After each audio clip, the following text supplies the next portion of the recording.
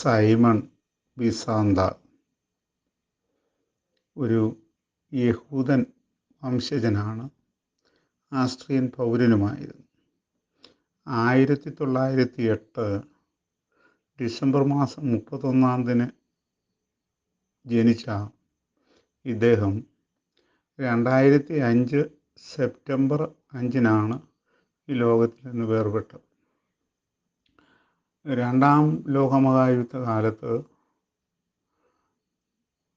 ചാൻസലറായിരുന്ന Adolf ഹിറ്റ്ലറിൻ്റെ അദ്ദേഹത്തിൻ്റെ സൈന്യമായ നാസികളുടെയും ക്രൂര പീഡനത്തിന് ഇരയായി മരിച്ചു ജീവിച്ച യഹൂദന്മാരിൽ ഒരാളാണ് ഇദ്ദേഹം. ആ പീഡനമോ ആ യുദ്ധത്തിൻ്റെ ഫലമായിട്ട് അനുഭവിച്ച കഷ്ടതകളോ തീരാ ദുഃഖങ്ങളോ അല്ല സൈമൺ വിസാന്താൾ ലോക ചരിത്രത്തിലേക്ക് നടന്നു കയറിയത്. അദ്ദേഹം ഒരു പുസ്തകം എഴുതി. അത് ജീവനാംശപ്രധാനമായ ഒരു പുസ്തകമാണ്. പേര് ദ സൺഫ്ലവർ, സൂര്യകാന്തിപ്പൂ. ജർമ്മൻ ഭാഷയിലാണ് അത് എഴുതിയത്. ജർമ്മനിയുടെ ചാൻസലറായി അഡോൾഫ് ഹിറ്റ്ലർ അധികാരം ഏറ്റെടുത്തു. അദ്ദേഹത്തിൻ്റെ ജീവിതത്തിലെ ഏറ്റവും വലിയ ശത്രുത ഉണ്ടായിരുന്നത് യഹൂദന്മാരോടാണ്. കിട്ടുന്ന അവസരങ്ങളിലൊക്കെ യഹൂദന്മാരെ ഇല്ലായ്മ ചെയ്യുവാൻ അദ്ദേഹം ശ്രമിച്ചു. അദ്ദേഹവും അദ്ദേഹത്തിൻ്റെ സൈന്യ മേധാവികളും യഹൂദന്മാർ കൊല്ലപ്പെടുന്നത് കണ്ട്, അവരുടെ വേദനകൾ കണ്ട് ആർത്ത് അട്ടഹസിക്കുമായിരുന്നു. അങ്ങനെ കിട്ടുന്നവരെയൊക്കെ ഗ്യാസ് ചേംബറുകളിലേക്ക് അടച്ച് കൊല്ലുന്നതായിരുന്നു അദ്ദേഹത്തിൻ്റെ ഒരു വലിയ വിനോദം.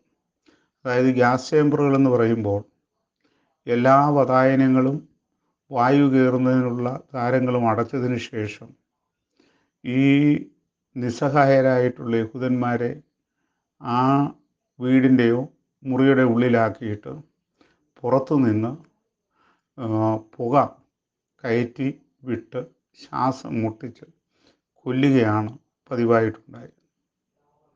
അങ്ങനെ ഇരിക്കെ ഒരിക്കൽ ആസ്ട്രിയയിലെ ഒരു വലിയ കൂട്ടക്കൊലപാതകം നടന്നു.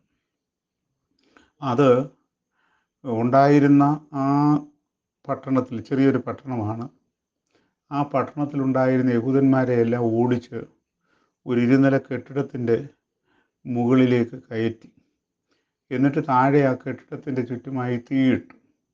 പുകയും മറ്റും കയറി കഴിഞ്ഞപ്പോൾ മുകളിലെ ജനലിലും കൂടെ താഴേക്ക് ചാടിയ ഈ യഹൂദ ജനതയെ അവർ വെടിവെച്ച് കൊന്നു. അതിന് നേതൃത്വം കൊടുത്ത ഒരു നാസി ഇബ്ര എന്ന് പറയുന്ന ഒരു പടയാളി ഉണ്ടായിരുന്നു. അദ്ദേഹം ഒരു സൈനിക മേധാവിയാണ് എന്നാണ് ഞാൻ മനസ്സിലാക്കുന്നത്.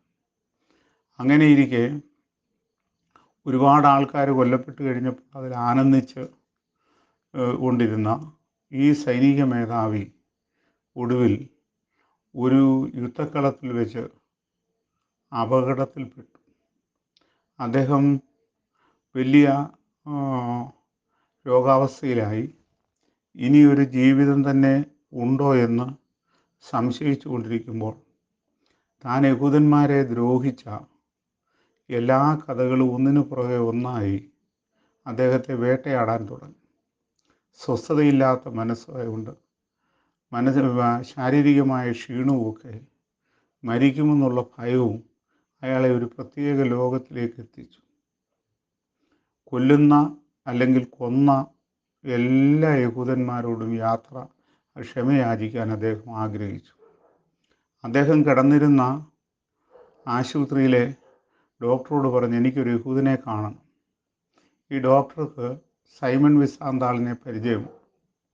അദ്ദേഹം ഒരു നാസി ക്യാമ്പിലായിരുന്നു സൈമൺ വിസാന്താളും അദ്ദേഹത്തിൻ്റെ ഭാര്യ സൈല അവിടെയുള്ള പ്രത്യേക നിക്കൽ കൊണ്ടും അതുപോലെ തന്നെ ചില ലോഹങ്ങൾ കൊണ്ടുമൊക്കെ ഉണ്ടാക്കിയ രൂപങ്ങളും വസ്തുതകളുമൊക്കെ അതിന് കളർ കൊടുക്കുന്ന തൊഴിലായിരുന്നു. പിസാന്താളാകട്ടെ അവിടെ ഉണ്ടായിരുന്ന റെയിൽവേയുടെ ട്രാക്കുകൾ നന്നാക്കുകയും അതിൻ്റെ കേടുപാടുകൾ തീർക്കുകയും ഒക്കെ ചെയ്തുകൊണ്ടായിരുന്നു.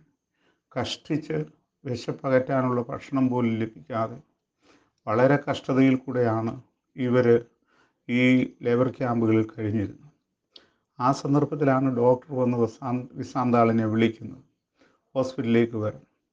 ഹോസ്പിറ്റലിൽ വിസാന്താളെത്തി അദ്ദേഹത്തെ ഈ സൈനിക മേധാവി കിടക്കുന്ന മുറിയിലേക്ക് കടത്തിവിട്ടു. സൈനിക മേധാവി വിസാന്താളിനോട് ചോദിച്ചു, നീ ഒരു യഹൂദനാണ്? അദ്ദേഹം പറഞ്ഞാതെ, എനിക്ക് നിൻ്റെ ജനതയോട് ഞാൻ ചെയ്ത ചില ദ്രോഹങ്ങളുടെയും മറ്റും പ്രയാസങ്ങളുടെയും കാര്യം കൊണ്ട് എനിക്ക് ക്ഷമ യാചിക്കേണ്ടതുണ്ട്. ഞാൻ ഒരുപാട് പേരെ കൊന്നിട്ടുണ്ട്, നിനക്കറിയാമല്ലോ ഈ കൂട്ടക്കൊല. അതിൻ്റെയൊക്കെ ബുദ്ധി കേന്ദ്രം ആയിരുന്നു. ഞാൻ ചെയ്തത് തെറ്റായിപ്പോയി. നീ ആ തെറ്റ് യഹൂദ ജനത്തിന് വേണ്ടിയിട്ട് എന്നോട് ക്ഷമിക്കും. സൈമൺ വിസാന്താൾ അവിടെ നിന്നുകൊണ്ട് ഈ മനുഷ്യൻ്റെ മുഖത്തേക്ക് നോക്കി. ഒരു പിശാചിനെ കാണുന്ന ലക്ഷണത്തിൽ അയാൾ അവൻ്റെ മുഖത്തേക്ക് ക്രൂരമായി നോക്കി. എന്നിട്ട് കാർക്കിച്ച് നിലത്തേക്ക് തുപ്പി. പുറത്തേക്ക് ഇറങ്ങുമ്പോൾ ആ മുറിയുടെ വാതിൽ കാലുകൊണ്ട് തട്ടിയടച്ചിട്ടാണ് പോയത്. ഈ കുറച്ച് കഴിഞ്ഞപ്പോൾ ഈ പടയാളി മരിച്ചു. കാലഘട്ടങ്ങൾ കഴിഞ്ഞു. നാസി ക്യാമ്പുകൾ തകർന്നു. സ്വാതന്ത്ര്യം കിട്ടി. യഹൂദന്മാർ പുറത്തേക്ക് വന്നു. സൈമൺ വിസാന്താളും തങ്ങളുടെ ജന്മഭൂമിയായ വാഗ്ദത്ത ഭൂമിയായ ഇസ്രയേലിലേക്ക് കടന്നു വരുവാനായിട്ടുള്ളൊരു സാഹചര്യമുണ്ടായി. കുറച്ച് കാലങ്ങൾ കഴിഞ്ഞപ്പോൾ ഈ സംഭവം സൈമൺ വിസാന്താളിൻ്റെ മനസ്സിൽ ഒരു നീർക്കുമ്പള പോലെ പൊട്ടിപ്പുറത്തേക്ക് വരാൻ തുടങ്ങി. അത് പലപ്പോഴും അദ്ദേഹത്തിൻ്റെ മനസ്സിൽ ഇങ്ങനെ തെളിഞ്ഞു കഴിഞ്ഞപ്പോൾ അദ്ദേഹം ഈ സംഭവം പലർക്ക് എഴുതി അയച്ചു. ഇങ്ങനെ ഒരു സംഭവം ഉണ്ടായി, ഞാൻ ചെയ്തത് ശരിയാണ്. ആ മനുഷ്യൻ നാസിക്ക് ക്ഷമ കൊടുക്കാഞ്ഞത്, അല്ലെങ്കിൽ ഇങ്ങനെ ക്ഷമിക്കാൻ തയ്യാറാകാതിരുന്നത് കുറിച്ച് നിങ്ങളുടെ അഭിപ്രായം എന്താണ്? എല്ലാവരും സൈമൺ വിസാന്താളിനോട് പറഞ്ഞു, നീ ചെയ്തത് ശരിയാണ്. എന്നാൽ ഒരു റാബിൻ യാബൂത്ത് ഒരു ലേവ്യനായിരുന്നു. അയാൾ പക്ഷേ ഇപ്പോൾ ക്രിസ്ത്യാനിയാണ്. ആ റാബൂത്ത് ഈ മനുഷ്യന് ഒരു കത്തയച്ചു. നിങ്ങൾ പ്രസംഗിക്കുന്ന ഈ വിഷയത്തെക്കുറിച്ച് സംസാരിക്കുന്ന ആ പ്രത്യേക മീറ്റിങ്ങിലേക്ക് എന്നെ വിളിച്ചിട്ടില്ല. എന്നാലും ഞാൻ അറിഞ്ഞുകൊണ്ടാണ്, ഇങ്ങനെ ഒരു മീറ്റിംഗ് ഉണ്ടെന്ന് അറിഞ്ഞുകൊണ്ടാണ് നിങ്ങളോട് ബന്ധപ്പെടുന്നത്. എനിക്കൂടെ അതിൽ പങ്കെടുക്കാൻ അനുവാദം തരുന്നു.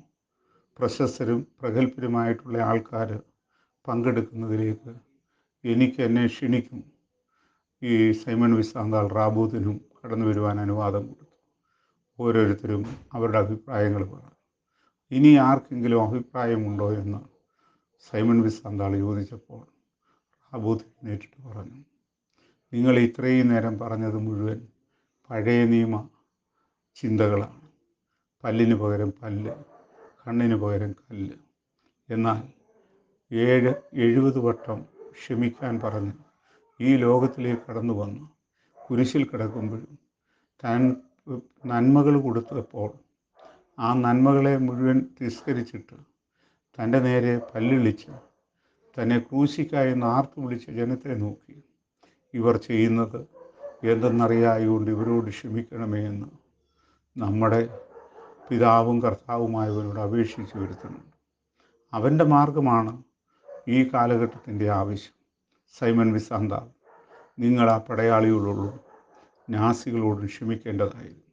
നിങ്ങളുടെ മനസ്സ് സ്വസ്ഥമായി അലറുന്ന കടൽ പോലെ കിടന്നില്ലായി ഉറക്കം കിട്ടാതെ നൂറുകണക്കിന് ആൾക്കാർ കൊല്ലപ്പെട്ടതിൻ്റെ ആ ചിത്രങ്ങളും പേറി ഓരോ തവണയും മനസ്സിൽ തെളിഞ്ഞു വരുമ്പോൾ, ഓരോ നാസികയുടെ കൂടെയുള്ള വൈരാഗ്യം നിങ്ങളുടെ മനസ്സിലൊരു തീച്ചുളയായി രൂപാന്തരപ്പെടുമ്പോൾ അതിൻ്റെ അകത്തുനിന്ന് നിങ്ങൾക്ക് മോചനം കിട്ടാൻ ഒറ്റ മാർഗമേ ഉള്ളൂ. ഈ ലോകത്തിലേക്ക് കടന്നു വന്ന ദൈവപുത്രനായ വാഗ്ദത്തമശിയായ യേശുവിൻ്റെ സമാധാനം, എൻ്റെ സമാധാനം ഞാൻ നിങ്ങൾക്ക് തന്നേച്ചു പോകുന്നു എന്ന് പറഞ്ഞവൻ്റെ സമാധാനം നിങ്ങളത് ഏറ്റെടുക്കും. സൈമൺ വിസാന്താളിൻ്റെ മനസ്സ് പൊട്ടിത്തകരുന്നത് പോലെ തോന്നി. അവിടെ ഒരു പുതിയൊരു വിസ്ഫോടനം നടന്നു. അതിൽ അവൻ ആ വിസ്ഫോടനത്തിൻ്റെ ഉള്ളിൽ ഉയരത്തിൽ നിന്ന് താഴേക്ക് വരുന്ന ആ നിർമ്മല ജലം അവൻ്റെ മേൽ തളിക്കപ്പെട്ടു. അവൻ സ്വസ്ഥമായി. അവൻ പറഞ്ഞു, ഈ ഉത്തരം എനിക്ക് നേരത്തെ ആരെങ്കിലും പറഞ്ഞു തന്നിരുന്നെങ്കിൽ ജീവിതത്തിൻ്റെ ഏത് വേദനകളെയും ഉപദ്രവങ്ങളെയും സഹിക്കുന്നവരെ ക്ഷമിക്കാനുള്ള ആത്യന്ത കൃപ ഈ നാളുകളിൽ എനിക്ക് നിങ്ങൾക്കും അതാണ് ആവശ്യം. നമ്മളെ ഉപദ്രവിക്കുന്നവരും ക്രൂശിക്കുന്നവരും പരിഹസിക്കുന്നവരും അപവാദം പറയുന്നവരുടെ മുമ്പിൽ ഇതാ നിൽക്കാൻ ഒരു കർത്താവ്. അവനോട് നമുക്ക് ചേർന്ന് ജീവിക്കാം, അവനോട് അപേക്ഷിക്കാം, നിൻ്റെ സമാധാനം എനിക്ക് തരണമേ